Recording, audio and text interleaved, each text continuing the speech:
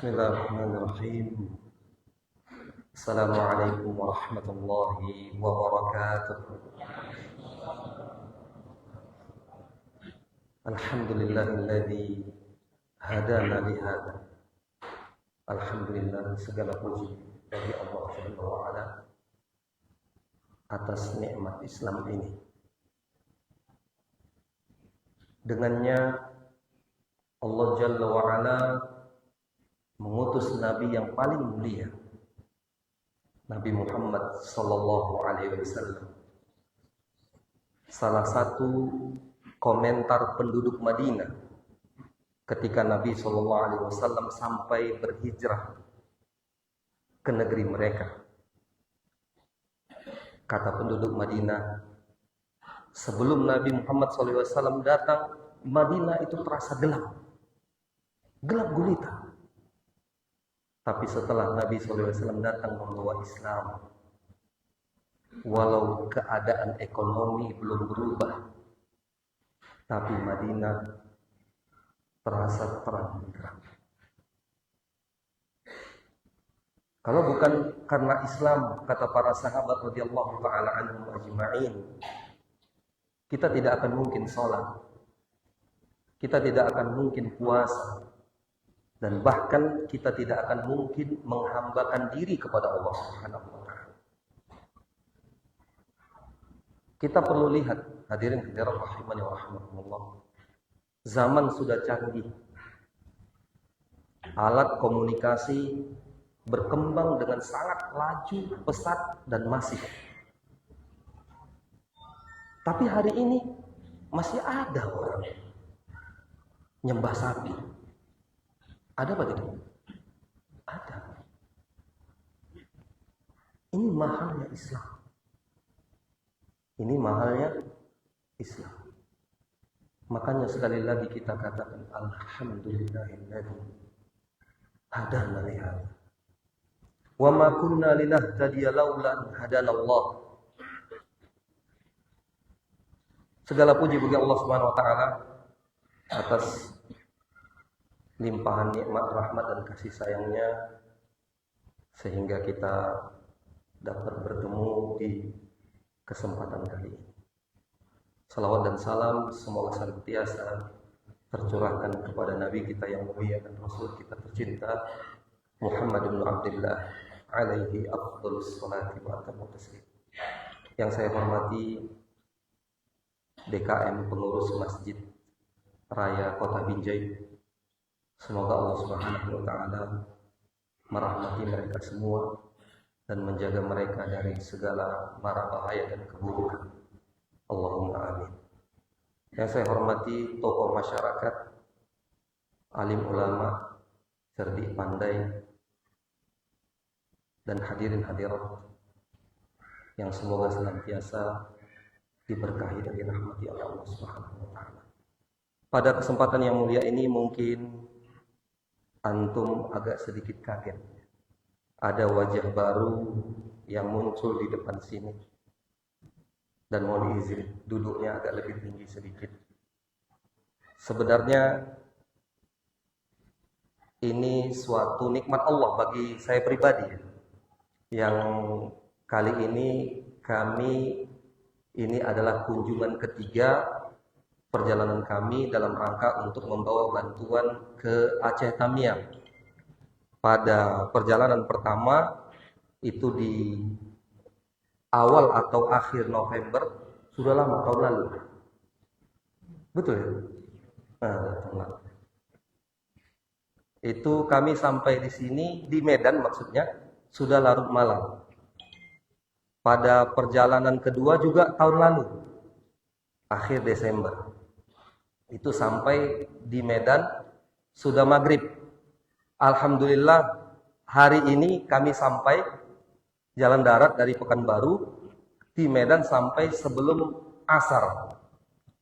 Oleh karena itu kita ketemu dengan senior kami Ustadz Nuruddin Al-Bukhari hafizahullah dan Ustadz Abdul Rashid hafizahullah, dan membawa kami ke tempat yang mulia ini untuk sebenarnya ya bertemu sih, bertatap muka, silatul ukhuwah. Karena silatul ukhuwah ini juga merupakan misi terbesar yang dibawa oleh Nabi SAW. Sangat banyak sekali ya riwayat hadis bahwa Nabi SAW akha baina Az-Zubair wa Ibn Mas'ud radhiyallahu taala anhu. Ini sesama muhajirin, tapi dipersaudarakan oleh Nabi SAW. Az-Zubair Ibnul Awwam radhiyallahu taala anhu dan juga Ibnu Mas'ud radhiyallahu taala anhu. Serta dari kalangan al-muhajirin dipersaudarakan dengan kalangan Ansar yang semua mereka ini memiliki karakter masing-masing. Ya, enggak mudah loh jemaah, Bapak Ibu, mempererat hubungan pedagang dengan petani. Beda kan tingkat kesabarannya ya?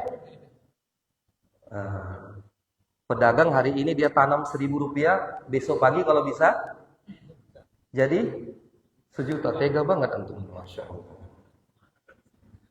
Yang penting lebih dari Rp1.000. Ya, petani dia tanam hari ini, dia mau menunggu. Kalau pohonnya zaitun gimana? Berapa lama pohon zaitun berbuah? Antum googling nanti, biar kagum. Sehingga antum pahami sumpah Allah Subhanahu wa taala wat-tini waz-zaitun. Ada apa itu? Kenapa harus watin dan az-zaitun? Googling aja enggak apa-apa. Ya, untuk tambahan ilmu.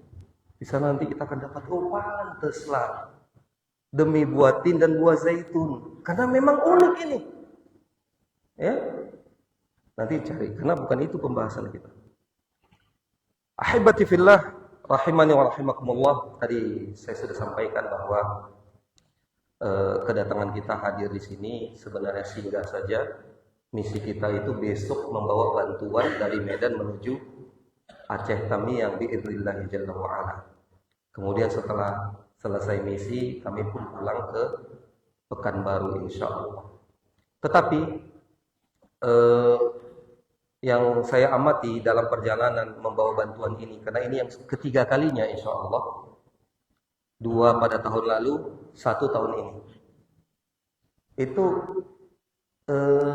ada ibrah yang sangat mahal. Ada kaitannya nanti dengan ayat yang baru dibacakan oleh imam kita tadi. Ya ayyuhalladzina amanu taqullaha wal tanzur nafsum ma qaddamat lighad. Ada kaitannya nanti dengan itu. Kami dapati bahwa sebagaimana yang diterangkan oleh para ulama, dunia ini cepat lenyap dan cepat berubah. Ada yang berubah status dari kaya mendadak miskin. Dari punya orang tua mendadak yatim. Dari punya pasangan mendadak jadi janda atau duda dan begitu seterusnya. Ini yang kami dapat. Karena rekan-rekan dari RJIC Peduli, Raudatul Jannah Islamic Center Pekanbaru, ya telah membantu kaum muslimin menyalurkan bantuan mereka ini ke lebih dari 10 titik yang terdampak bencana di Pulau Sumatera, termasuk di Sumatera Utara, Sumatera Barat, dan Aceh. Dan kami menemui kejadian yang mendadak seperti ini. Kalau berbicara tentang kejadian-kejadian besar yang Allah Subhanahu wa taala izinkan terjadi di atas muka buminya ini sungguh sangat banyak sekali ya. Dari kaum Ad dulu, kaum Thamud yang sebelumnya. Itu bukan hanya satu kabupaten, satu negeri habis. Ya. Dengan hanya Allah kirim makhluknya, apakah itu air, apakah itu suara yang memekakkan telinga, mencopot jantung, dan yang lainnya. Tapi kembali seperti yang kita katakan tadi, ini memberikan pelajaran yang sangat amat penting buat kita semua, bahwa dunia ini cepat lenyap dan cepat berubah-ubah. Oleh karena itu kita harus paham bahwa dunia ini bukan tempat kita untuk berlama-lama. Kita hanya harus mencari bekal sebanyak-banyaknya di sini. Bisa jadi bekal yang hari ini sampai tutup usia nanti, bisa jadi ini kan lebih pendek ya, ketimbang yang sudah berlalu. Bisa jadi ya. Ada yang usia 60 tahun di sini. Hah? Mana coba tunjuk tangan satu orang. Masya Allah. Bapak pede Allah tambah 60 tahun lagi ke depan? Pede ya? Masya Allah. Itu udah langka. Orang umurnya sekarang 100 sudah langka, sangat langka sekali. Artinya saya ingin katakan bahwa bisa jadi masa yang tersisa lebih singkat daripada masa yang sudah berlalu. Bisa jadi. Tapi catat baik-baik. Karena kaedah hidup di dunia dengan kaedah hidup di akhirat itu tidak sama. Kaedah hidup di dunia itu dilihat dari akhir ending kehidupannya, yang disebut sebagai husnul khatimah atau su'ul khatimah. Makanya Nabi SAW mengatakan, innamal a'malu bil khawatim. Di mana itu berlaku? Di dunia. Sesungguhnya amalan itu tergantung penutupannya, hasil akhirnya. Sekarang saya ingin tanya, Bapak Ibu, kita berhak untuk mendapatkan husnul khatimah atau tidak? Hah? Berhak. Sebagaimana kita terancam untuk mendapatkan su'ul khatimah. Ini yang harus kita sadari. Ya. Makanya pergunakan nih yang sedikit nih. Yang kita bahasakan tadi mungkin lebih pendek daripada yang sudah berlalu. Waspada nih. Ya. Jangan lengah. Terlebih lagi dunia ini cepat berubah. Cepat lenyap. Nah, adapun kaedah di akhirat berbeda. Itu yang dilihat awalnya. Makanya Nabi SAW bersabda, awwalu ma yuhasabu bihil abd min amalihi salatun. Yang pertama kali dihisab itu kapan? Di akhirat.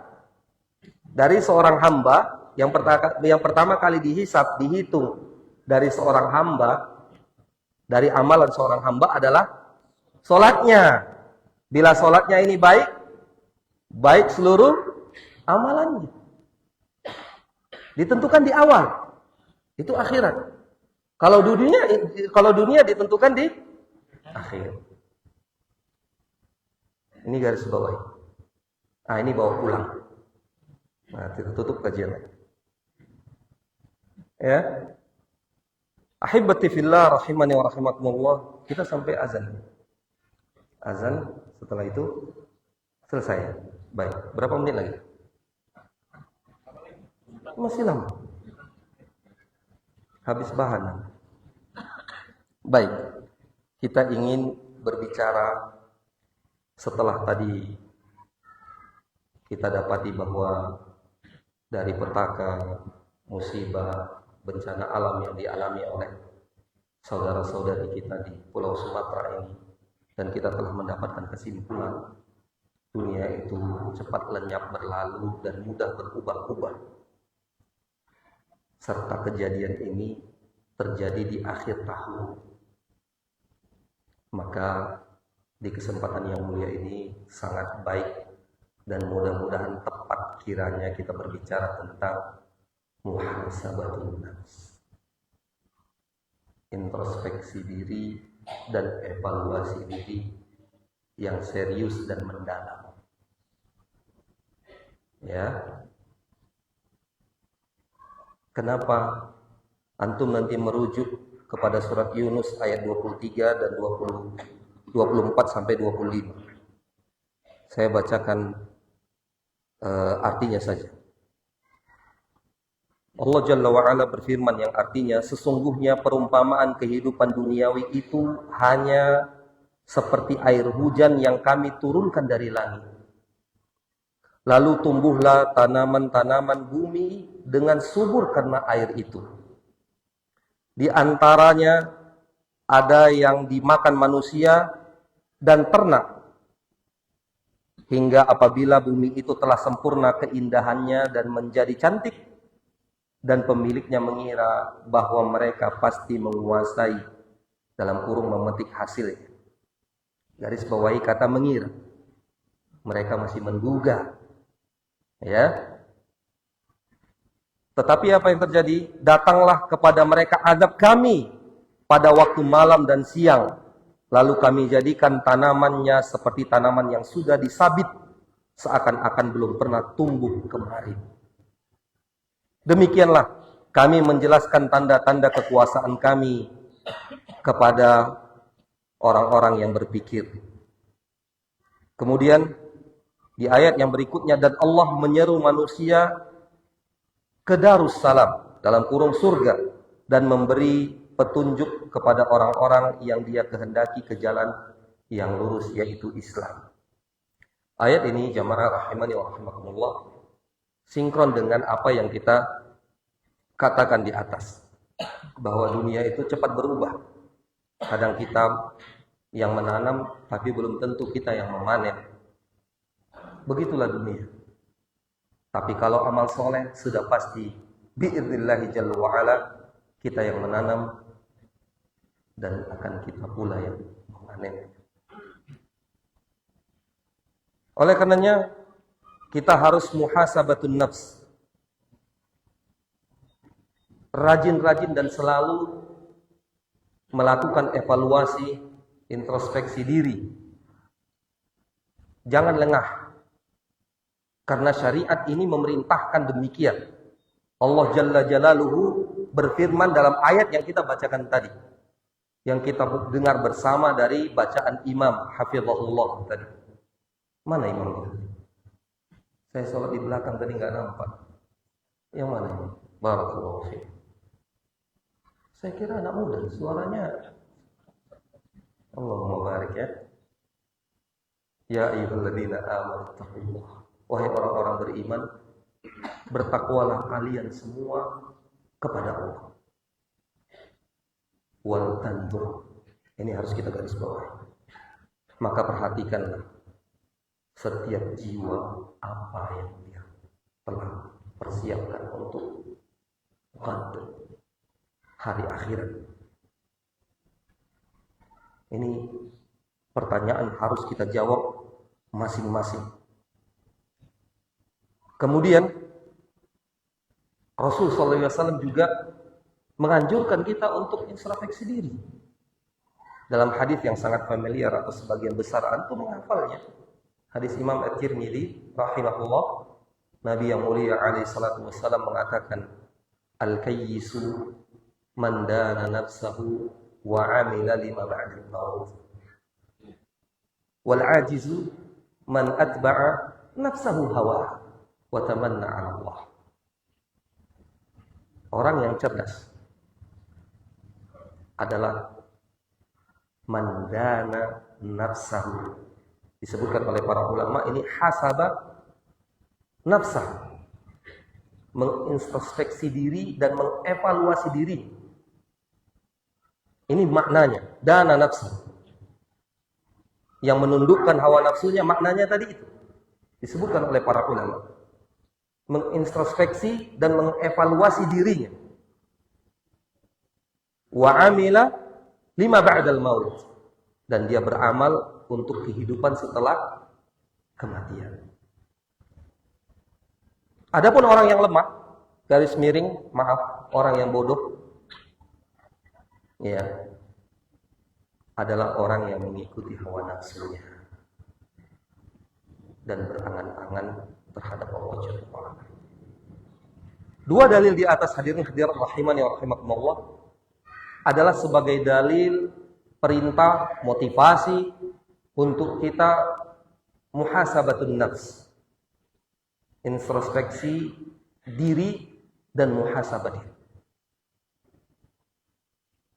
Artinya, atau kesimpulannya, ini tuntutan syariat.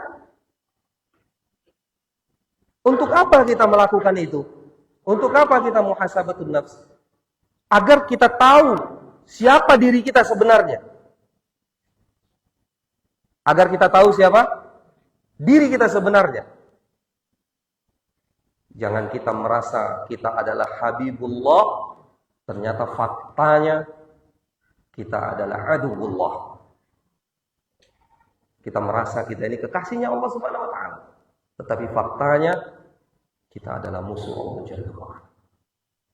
Makanya lakukan muhasabatun nafs.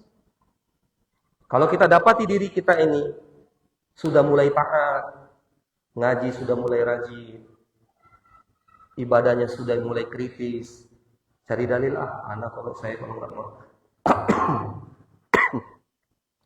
saya kalau nggak ada dalil nggak berani ini bagus nih.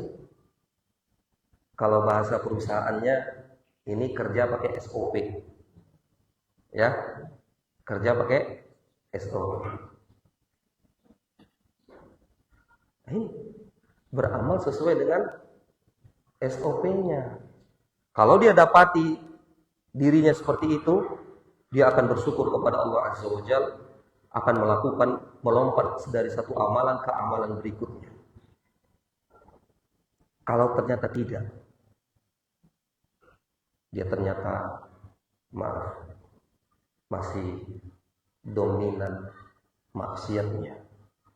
Apalagi Bapak Ibu yang sudah berumur 40 tahun ke atas. Kata Ibnu Abbas radhiyallahu taala anhuma, siapa saja yang tajawaz arba'in sana lam yaghlib khairuhu syarqahu falyatajahaz ilan nar.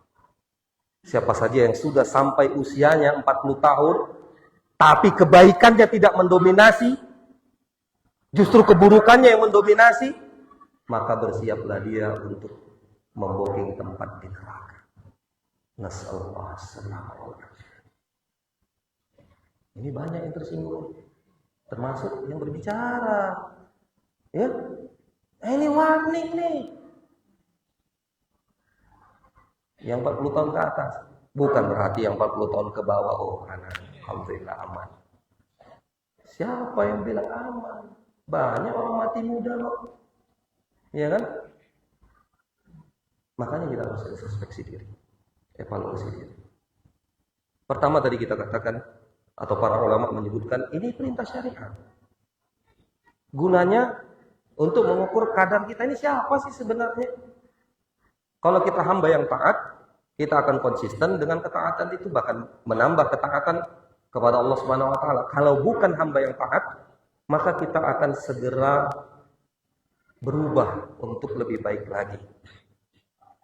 Hadirin rahimani rahimakumullah. Allah tabaraka wa taala dengan hikmahnya telah menciptakan kita semua dalam keadaan kita tidak maksum dari kesalahan dan dosa. Sering sekali kebaikan, ketaatan mendominasi dalam hati kita dalam satu waktu bersamaan dengan keinginan bermaksiat dan berdosa.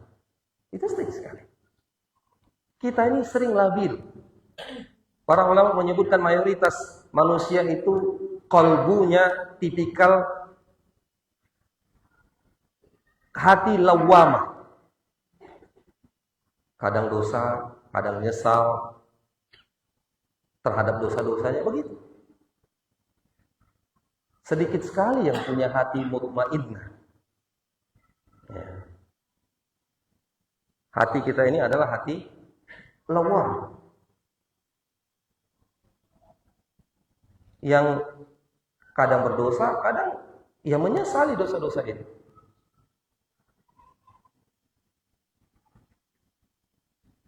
Oleh karena itu kita perlu introspeksi diri, ya, agar kita bisa mengupgrade diri kita. Garis bawahi kata mengupgrade. apa bahasa eh, yang lebih bisa dipahami lagi,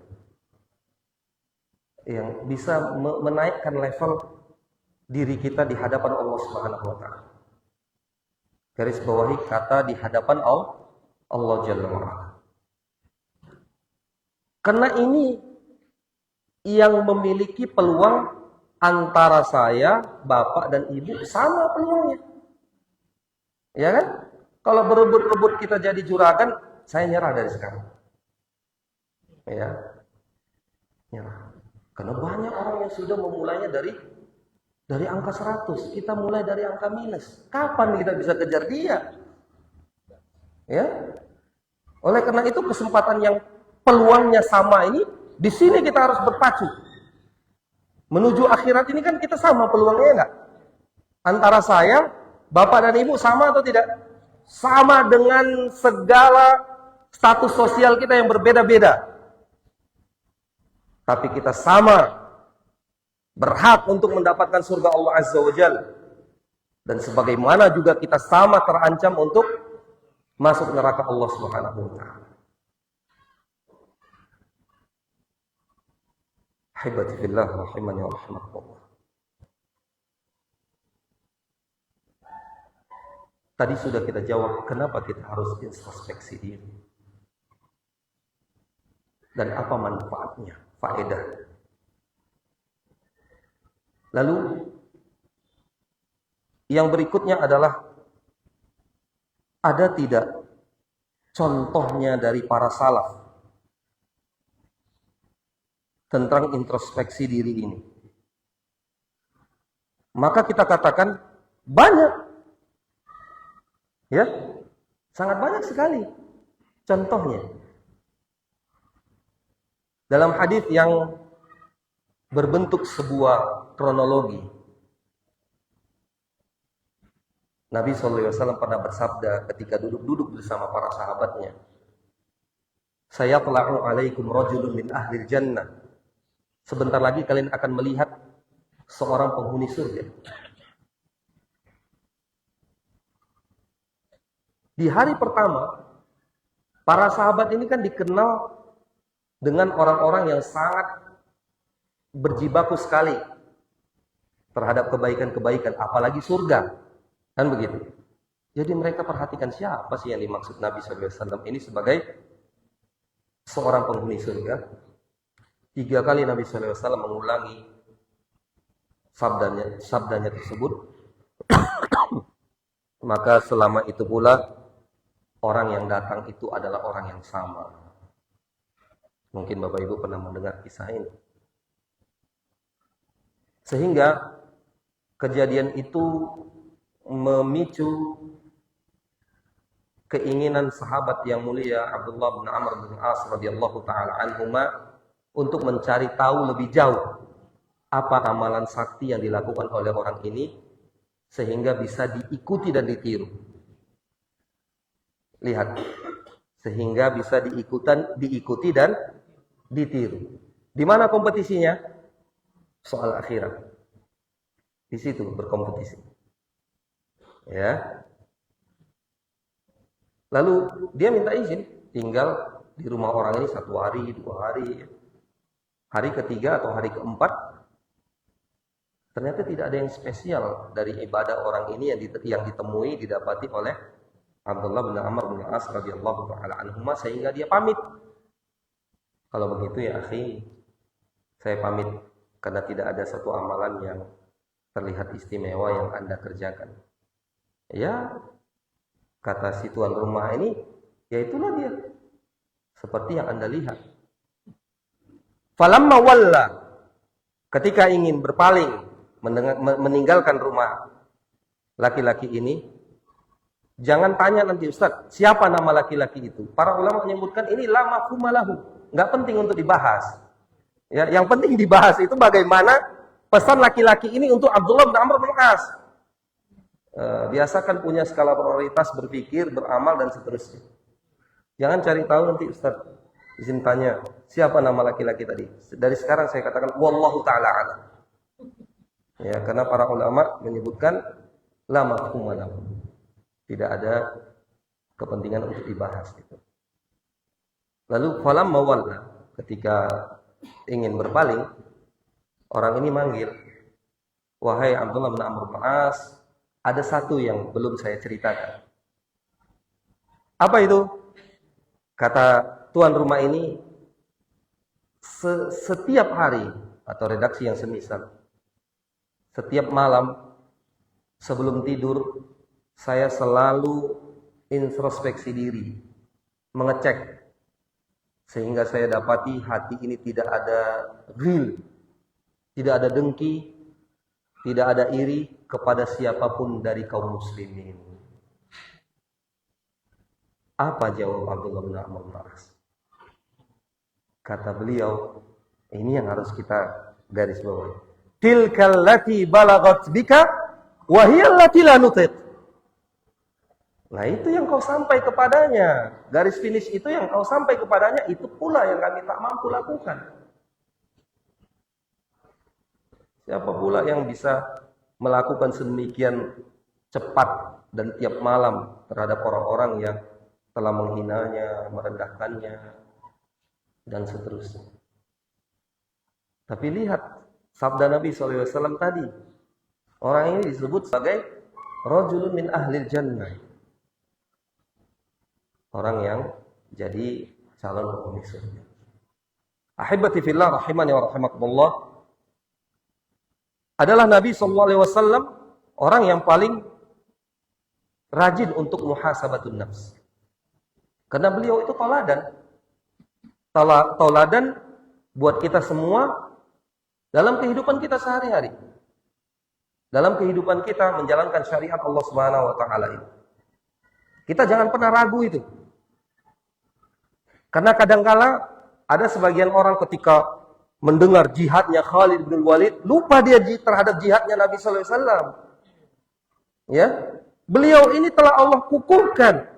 Laqad kana lakum fi Rasulillahi uswatun hasanah. Wa innaka la'ala khuluqin 'adzim. Telah Allah kukuhkan.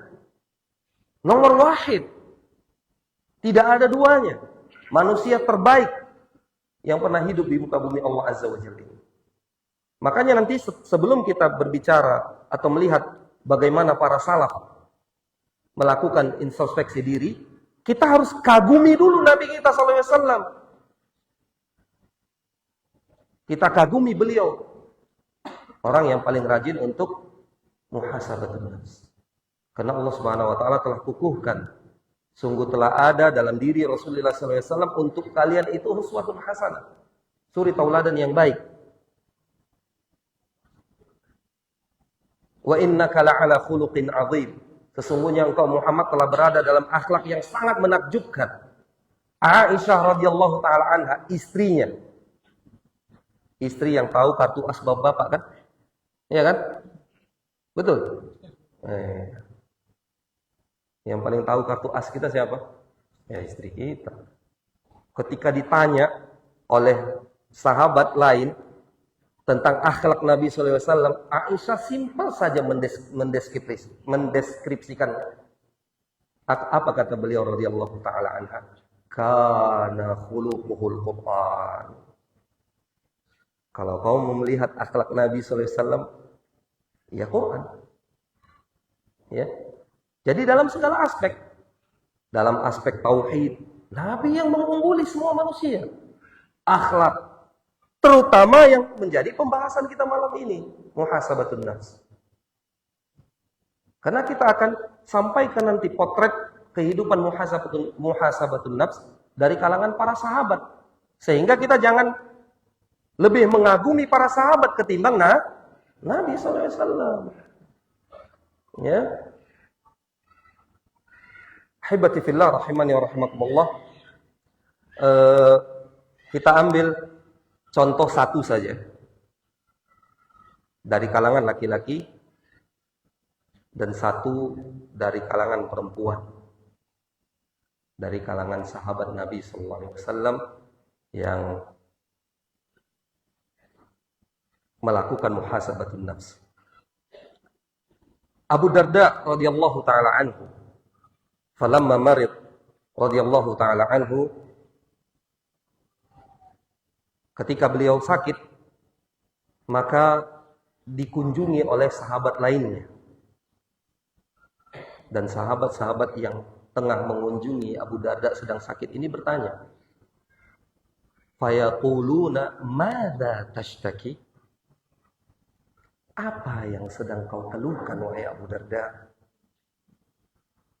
Qal dzunubi. Yang aku keluhkan adalah dosa-dosa. Kalau kita ditanya ketika kita sakit, apa jawaban kita kira-kira? Hah? Apa kira-kira jawaban kita? Bapak sedang sakit, apa yang dikeluhkan? Hah? Semua. Gula darah, asam urat, apa lagi? Kolesterol, semuanya. Itu kita keluhkan. Tapi tidak buat Abu Darda radhiyallahu ta'ala. Jawaban itu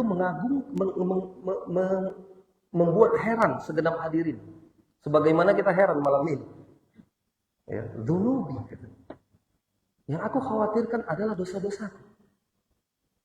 Kira-kira menurut Bapak Ibu, apa yang menyebabkan ucapan itu tidak terduga? Apa? Jawabannya karena rajin ngitung dosa. Ngitung dosa itu apa namanya? Muhasabatun nafs. Ya. Fayaqulun, lalu sahabat lain yang mengunjungi ini berkata, wa madza tashtahi? Lalu apa yang kau inginkan? Faqala al-jannah. Yang aku inginkan hanyalah surga Allah Subhanahu wa taala. Bukan kesembuhan dari penyakit. Karena surga itu garis finish. Sembuh dari penyakit belum tentu jadi orang yang taat kembali. Surga adalah garis finish. Kemenangan yang hakiki. Kemenangan yang tidak bisa ditukar oleh apapun. Faman zuhziha 'anil nar wa udkhilal jannata faqad faz. Siapa saja yang dijauhkan dari api neraka oleh Allah Subhanahu wa taala lalu dimasukkan ke dalam surga, maka ketika itu dia sudah mendapatkan kemenangan. Haibati fillah rahimani wa rahmakumullah. Lalu dari kalangan wanita ada Asma binti Abi Bakar radhiyallahu taala anhuma. Ketika beliau sakit kepala, hampir semua kita pernah sakit kepala ya, betul tidak? Baik sebabnya jelas ataupun tidak jelas. Sering sekali sebabnya tidak jelas. Banyak yang ngaku di sini. Ketika dia sakit kepala radhiyallahu taala anhuma, beliau fatadha'a yadaha ala ra'siha. Ya biasalah orang sakit kepala pasti yang dipegang kepala kan. Nah itu kan normal ya. Tapi yang bukan tidak normal, yang sangat luar biasa ucapan beliau. Kalau peraga tadi sakit kepala, orang sakit kepala kan begini ya, pegang kepala, itu biasa. Tapi ucapannya yang luar biasa. Faqalat bidzambi. Ini karena dosa. Ini karena dosa. Wa ma yaghfirullahu aktsar. Yang Allah ampuni tanpa Allah hukum karena dosa itu jauh lebih banyak jumlahnya. Jauh lebih banyak jumlahnya. Maka salah satu daripada manfaat dan faedah muhasabatun nafs juga adalah kita bisa merasakan kasih sayang Allah yang sangat begitu dekat dan lembut kepada kita. Sebenarnya kalau Allah mau dengan satu dosa yang kita buat, Allah lenyapkan kita seketika, Allah lakukan itu. Tapi jamaah Allah undur untuk kita manfaatkan bertaubat. Tadi dibahasakan di depan, Dengan hikmahnya Allah menciptakan kita dalam keadaan kita tidak maksum dari kesalahan-kesalahan dan dosa-dosa. Dan dengan rahmat Allah, Allah bukakan pintu taubat untuk kita semua. Dan Allah anjurkan kita untuk introspeksi diri dan evaluasi diri. Semoga pertemuan kita yang singkat ini bermanfaat untuk kita semua. Lebih dan kurang saya mohon maaf. Wallahu ta'ala a'lam. Jika ada yang ingin bertanya, 1-2 orang memanfaatkan waktu yang tersisa. Berapa menit lagi? 7 menit lagi. Kalau bisa saya jawab. Kalau nggak bisa nanti dijawab oleh Ustadz Nuruddin insyaallah atau Ustadz Abdul Rashid hafizahumullah. Ya. Jangan sulit-sulit. Yang sulit-sulit lempar saja ke beliau. Nah. Tafadhal, silakan. Waalaikumsalam warahmatullahi wabarakatuh.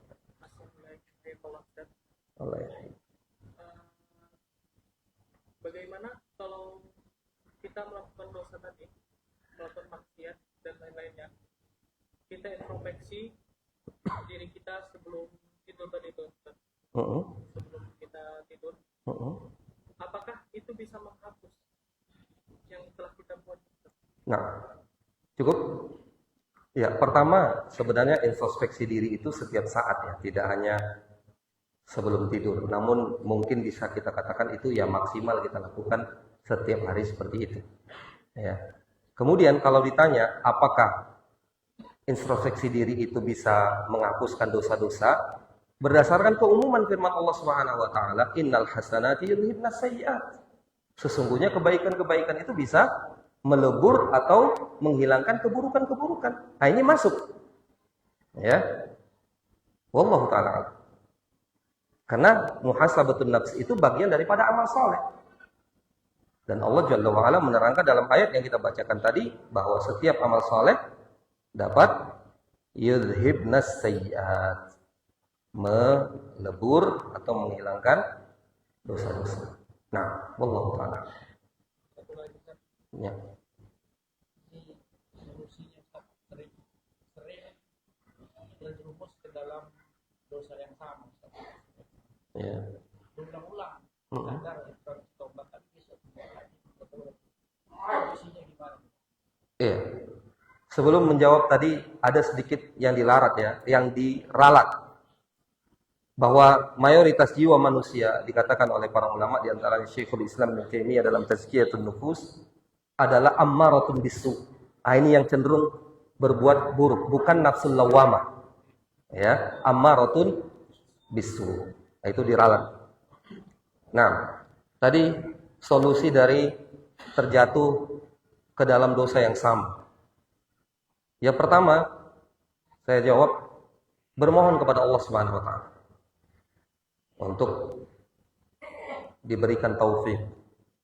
Sekuat apapun usaha yang kita lakukan, sehebat apapun evaluasi diri kita, tanpa taufik dan hidayah dari Allah Subhanahu wa taala, maka kita tidak akan pernah berubah.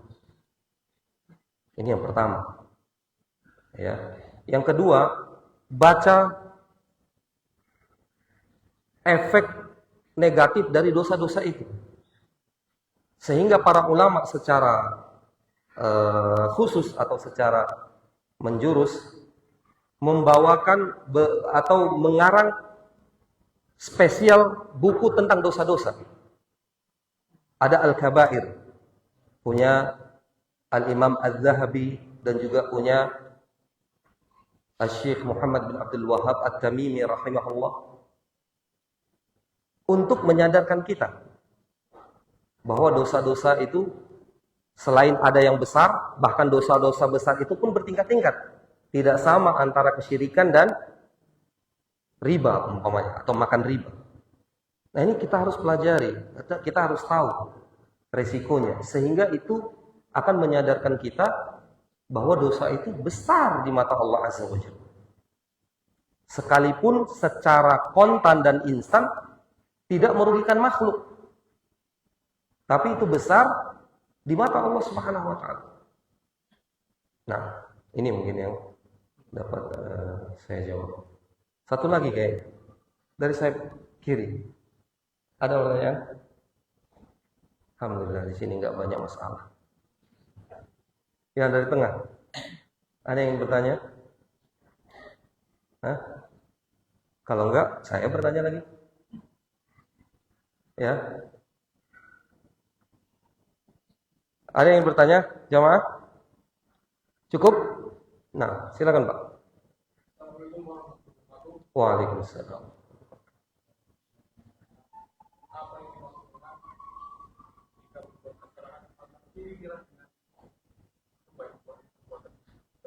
Ya. Ya, barakallahu fi. Apa yang dimaksud dengan jika berbuat kesalahan iringilah dengan kebaikan? Ini diambil dari redaksi hadis Nabi sallallahu alaihi wasallam, wa atbi'i atbi'i dzakirni bil hadis wa atbi'i sayyi'at al-hasan. Iringilah perbuatan buruk itu dengan kebaikan. Ini bukan motivasi untuk kita buat buruk, bukan, ya.